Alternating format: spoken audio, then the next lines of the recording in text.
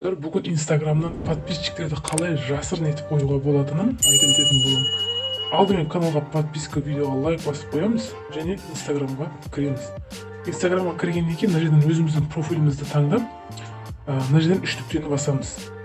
Настройкаға кіреміз. Конфиденциальность, закрытый аккаунт. Закрытый аккаунтты қойғаннан кейін сіздің подписчиктеріңізді басқа бір адам кіріп көре алмайды. Егер сіз ближайший друзья деп қойған болсаңыз, егер де өзімнің жақын досым деп белгілеп қойған болсаңыз, ол адам көруі мүмкін.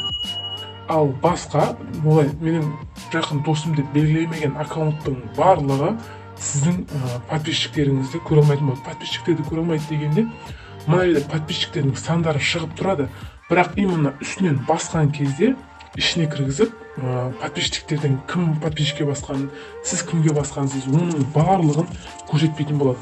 Яғни тек дәл осы тұра береді, үстінен қанша басқанмен кіргізбейді ішке. Пайдаланыңыздар достар, түсінбеген жеріңіз болса комментарийға жазсаңыздар, мен сіздерге міндетті түрде түсіндіретін боламын.